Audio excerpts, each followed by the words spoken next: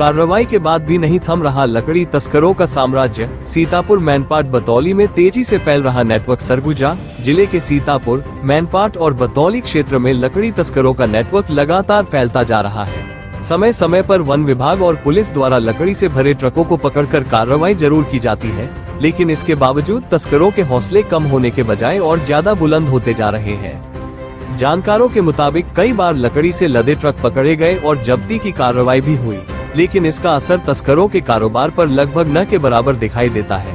कार्रवाई के कुछ दिनों बाद ही तस्करी का खेल फिर से उसी रफ्तार से शुरू हो जाता है। स्थानीय लोगों का कहना है कि सीतापुर के जंगलों से शुरू होकर मैनपाट और बतौली क्षेत्र तक लकड़ी तस्करों का एक मजबूत नेटवर्क सक्रिय हो चुका है, जहां जगह जगह लकड़ी इकट्ठा करने के अड्डे बनाए गए हैं। इन अड्डों में बड़ी मात्रा में इमारती लकड़ी जमा कर ट्रकों में लोड कर उत्तर प्रदेश समेत अन्य राज्यों में भेजा जा रहा है। ग्रामीणों का आरोप है कि कई बार दिन दहाड़े लकड़ी से लदे ट्रक मुख्य मार्गों से गुजरते हैं, लेकिन कार्रवाई बहुत कम देखने को मिलती है। यही वजह है कि यह अवैध कारोबार दिन दूनी रात चौगुनी रफ्तार से बढ़ता जा रहा है। सबसे हैरानी की बात यह है कि वन विभाग, राजस्व विभाग और पुलिस विभाग जैसे जिम्मेदार विभागों की नाक के नीचे ये पूरा कारोबार लंबे समय से चलता आ रहा है।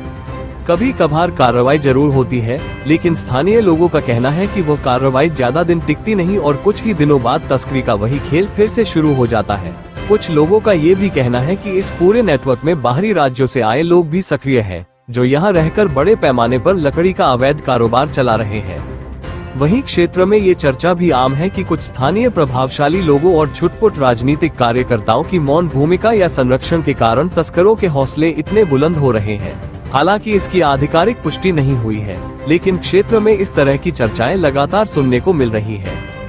गौरतलब है कि सीतापुर विधानसभा क्षेत्र में बढ़ती लकड़ी तस्करी का मुद्दा विधानसभा में भी उठाया जा चुका है, लेकिन इसके बावजूद जमीनी स्तर पर तस्करों के खिलाफ कोई बड़ी और निर्णायक कार्रवाई अब तक सामने नहीं आई है।